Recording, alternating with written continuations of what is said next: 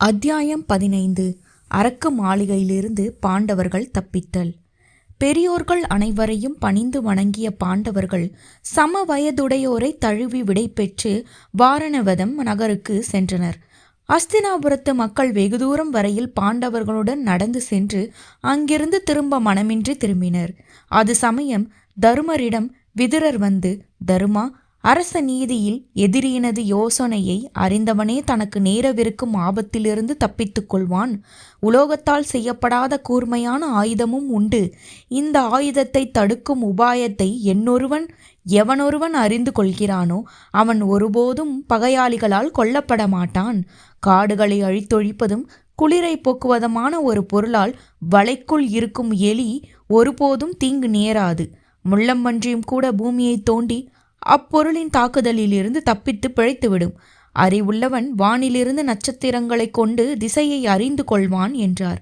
இவ்வாறு துரியோதனனின் சதி ஆலோசனை நேரவிருக்கும் ஆபத்திலிருந்து தப்பி செல்லும் வழி ஆகியவற்றை தம் அருகே இருந்தோரும் அறிந்து கொள்ள இயலாதவாறு மறைப்பொருள் ஏற்றி அந்நிய மொழியில் விதுரர் தருமரிடம் கூறினார். வாரணவதத்தில் தங்களுக்கு ஏதோ ஒரு ஆபத்து காத்து கொண்டிருக்கிறது என்பதை விதுரரின் மறைமுக எச்சரிக்கையால் தருமர் உணர்ந்து கொண்டார். அஸ்தினாபுரத்தை விட்டு வாரணவதத்திற்கு குதூகலமாக புறப்பட்ட பாண்டவர்கள் மிகுந்த கவலையுடன் செல்லலானார்கள். பாண்டவர்கள் தங்கள் நகரத்துக்கு வந்து கொண்டுள்ளனர் என்பதை அறிந்த வாரணவதத்து மக்கள் அனைவரும் மிகவும் மகிழ்ந்து ஆரவாரத்துடன் அவர்களை எதிர்கொண்டு சென்று வரவேற்றனர்.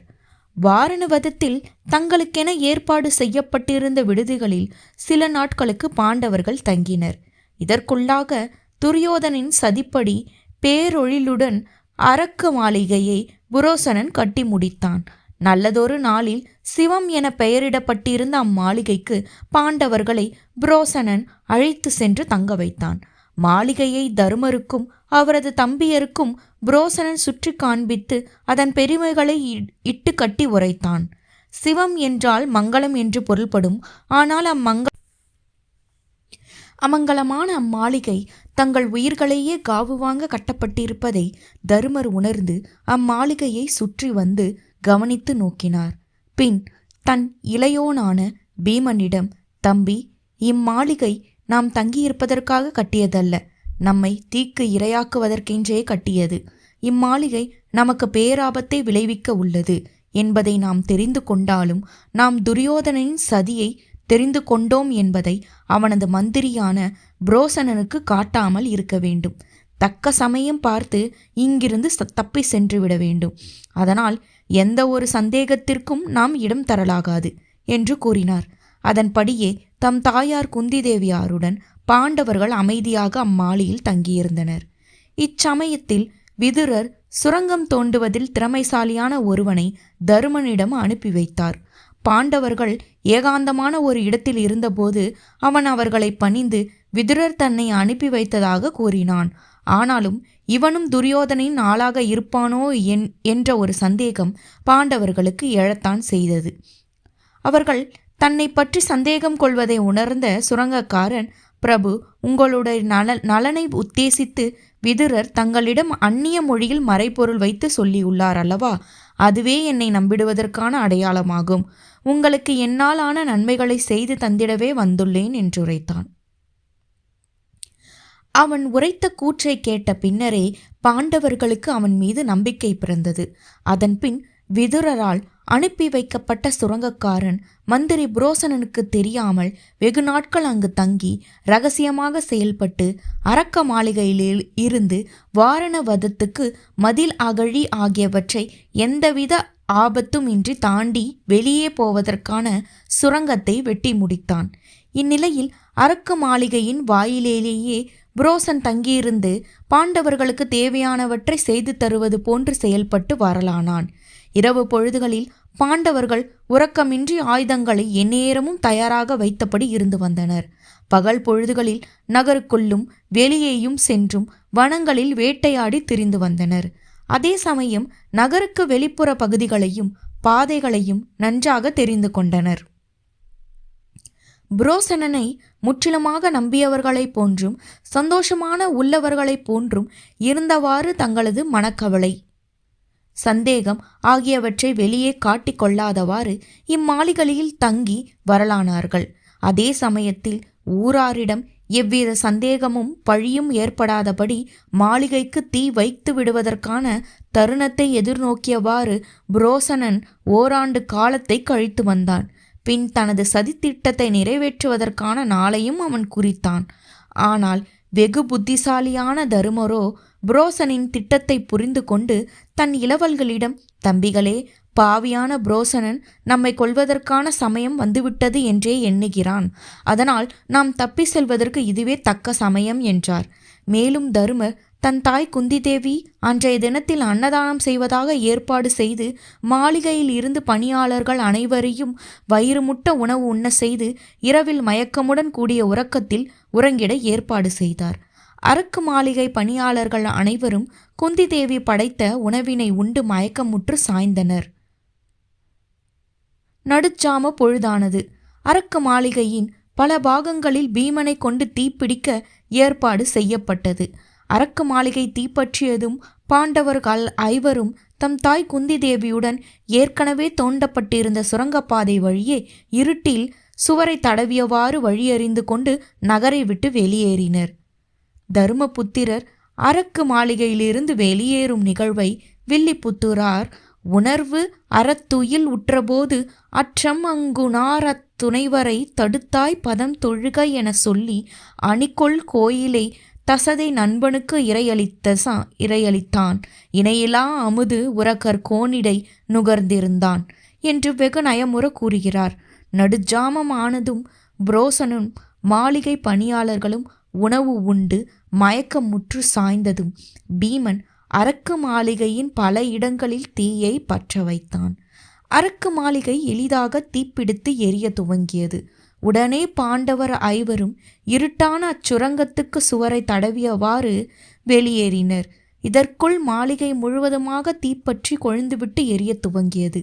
தீப்பற்றி எரியும் மாளிகையை கண்ட வாரணவதத்து நகர மக்கள் அனைவரும் மாளிகையுள் பாண்டவர்களும் குந்தி தேவியும் உறங்கிக் கொண்டிருந்த வேளையில் மாளிகை தீப்பற்றி எரிகிறதே, அவர்கள் அனைவரும் விழித்து தப்பித்து கொண்டார்களா, இல்லை கொடிய தீக்கு இரையாகி போனார்களா என்று புரியாது மனம் கலங்கி தவித்தனர், கதறி துடித்தனர். மாளிகையில் மயக்கமுற்று இருந்த புரோசனனும் பணியாளர்களும் அத்தீக்கு இரையாகி போனார்கள். இதுவும் துரியோதனின் சூழ்ச்சியாகத்தான் இருக்கும். குற்றமற்ற பாண்டவர்களை அக்கொடியவன் மோசம் செய்து கொன்றானோ என்று அவனையும் கௌரவர்களையும் பழித்து தூற்றினர். மாளிகை முற்றிலுமாக எரிந்து சாம்பல் மேடானது. பின் வாரணவதத்து மக்கள் பாண்டவர்கள் தங்கியிருந்த மாளிகையை தீப்பிடித்து எரிந்து போனது, மாளிகையில் இருந்த எவருமே உயிர் தப்பவில்லை என்று அஸ்தினாபுரத்துக்கு தகவல் சொல்லி அனுப்பினர். இச்செய்தி அறிந்த திருதராஷ்டிரரின் மனம் கோடைக்காலத்தில் அழகான மடு ஒன்றில் இருக்கும் நீருக்கடியே குளிர்ச்சியாகவும் நீருக்கு மேலாக உஷ்ணத்துடனும் இருப்பது போன்ற மகிழ்ச்சியும் துயரமும் ஒரு சேர கலந்திருந்தன என்று வியாசர் வெகு அழகாக வர்ணித்திடுகிறார்.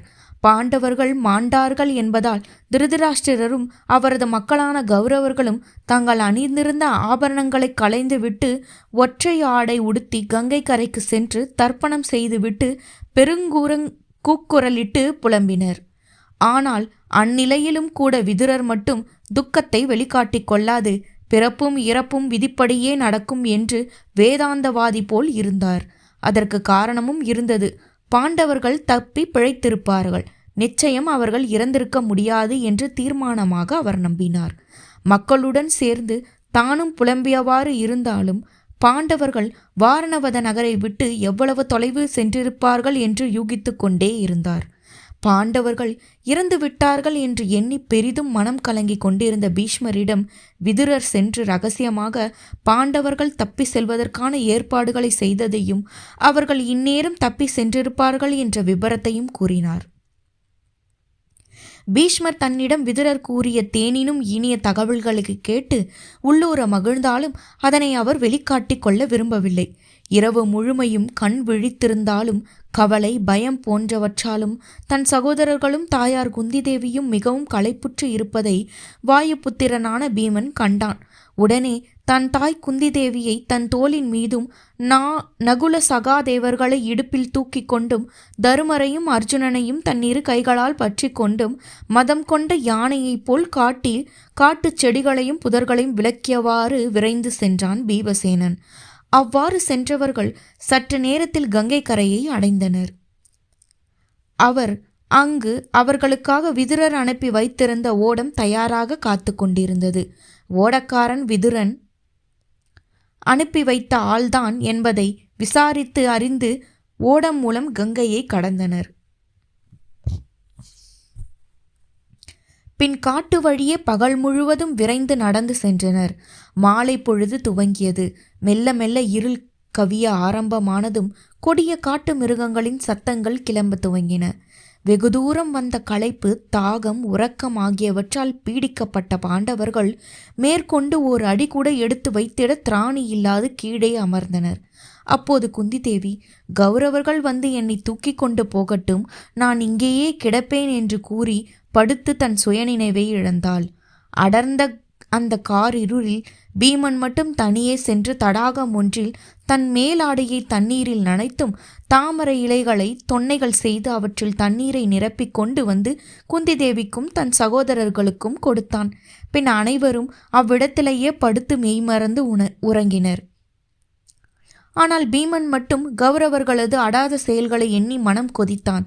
தன் தாய்க்கும் தன் சகோதரர்களுக்கும் எவ்வித தீங்கும் நேரக்கூடாது என்பதற்காக அவன் மட்டும் கண் உறக்கம் கொள்ளாது விழித்து காத்திருந்தான். பொழுது விடிந்தது. பாண்டவர்கள் தம் தாய் குந்தி தேவியுடன் தங்கள் பயணத்தை துவங்கினர். பல கஷ்டங்களையும் பேராபத்துக்களையும் எதிர்கொண்டு அடர்ந்திருந்த அக்காட்டு வழியே அவர்கள் சென்று கொண்டிருந்தனர். சில சமயங்களில் நடக்க சிரமப்பட்ட தங்களது தாயை தூக்கி கொண்டு விரைந்தனர். ஒரு சில இடங்களில் களைப்பு மேலிட சற்று நேரத்திற்கு நின்று பின் பயணத்தை துவங்கினர். இரவு பொழுதுகளில் உறக்கத்தை மறந்திட ஒருவருடன் ஒருவர் போட்டி போட்டவாறு வேகமாக நடந்தனர். அவ்வாறு செல்லும் வழியில் வியாழ பகவான் எதிரில் வர அவரை பணிந்து வணங்கினர். அவர்கள் அனைவருக்கும் தேவகுருவான பிரகஸ்பதி தைரியத்தையும் உபதேசத்தையும் நல்கினார். தனக்கும் தன் பிள்ளைகளுக்கும் கௌரவர்களால் நேர்ந்த ஆபத்தையும் தொல்லைகளையும் அவரிடம் குந்தி தேவி கூறி வருந்தினாள். குந்தி தேவியை சமாதானப்படுத்தும் விதமாக வியாழ பகவான், எந்த ஒரு மனிதனும் தர்மத்தை மட்டுமே செய்திட முடியாது, அதுபோன்று எந்த ஒரு பாவியும் பாவத்தை மட்டுமே செய்து கொண்டிருக்கவும் முடியாது. பாவ புண்ணியங்களை செய்திடாதவன் என எவனுமே இப்பூவுலகில் இல்லை. செய்த செயலுக்கான பலனை அனைவரும் அடைந்தே தீருவர். அதனால் குந்தி தேவியே, வீணாக நீ வருந்த வேண்டாம் என்றார். பின் அவரது அறிவுரைப்படி பாண்டவர்களும் குந்தி தேவியும் பிராமணர்கள் போன்று வேஷம் பூண்டு ஏகசக்கர நகரத்திற்கு சென்றடைந்தனர். அந்நகரில் இருந்த பிராமணர் ஒருவரது வீட்டில் தங்கினர். பாண்டவர்கள் ஐவரும் பிராமண குலத்து பிரம்மச்சாரியர்களைப் போன்று நாள்தோறும் வீதி வீதியாக சென்று பிச்சை எடுத்து வந்தனர். அவ்வாறு தங்களுக்கு கிடைத்த பிச்சையை தம் தாய் குந்தி தேவியாரிடம் கொடுத்து பங்கிட்டு அனைவரும் உண்டனர். இவ்வாறு ஏகசக்கர நகரத்தில் பாண்டவர்களது வாழ்க்கை கழிந்து கொண்டிருந்தது.